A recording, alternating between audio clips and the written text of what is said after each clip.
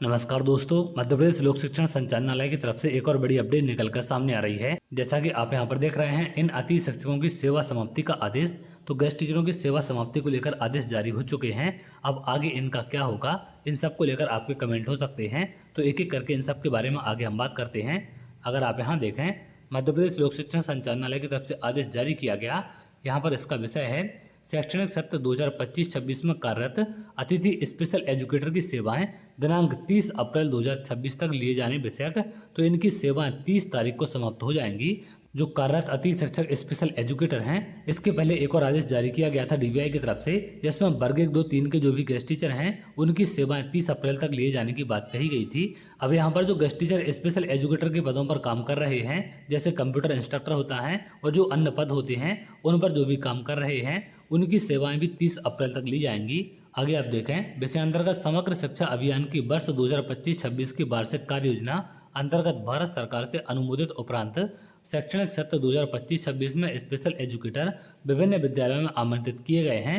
उक्त परिप्रेक्ष्य में निर्देशित किया जाता है कि नवीन शैक्षणिक सत्र 2026-27 के अंतर्गत कक्षाएं दिनांक 1/4/2026 से संचालित होने की स्थिति में अतिथि स्पेशल एजुकेटर की सेवाएं दिनांक 30/4/2026 तक ली जाएंगी। तो 1 तारीख से इनकी क्लासें स्टार्ट हो रही हैं, इसलिए इनकी यहाँ पर डेट बढ़ाकर 30 तारीख कर दी गई है।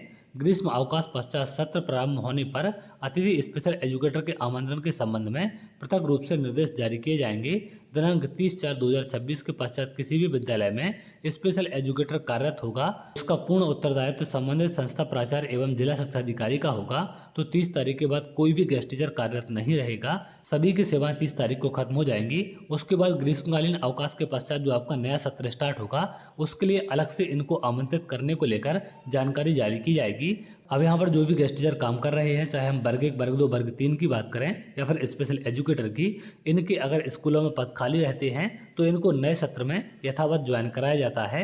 यानी कि जो पूर्व से कार्यरत हैं उनको उनके ही स्कूल में प्राथमिकता के साथ ज्वाइनिंग दी जाती है। अगर वहाँ पर किसी भी कारण पद खाली नहीं रहता है तो उनको नए काउंसलिंग के माध्यम से भाग लेना पड़ेगा और नए काउंसलिंग में चॉइस फिलिंग के माध्यम से ही उनको स्कूल अलॉट किए जाते हैं। अभी गारंटी नहीं है कि स्कूल अलॉट हो ही जाएगा।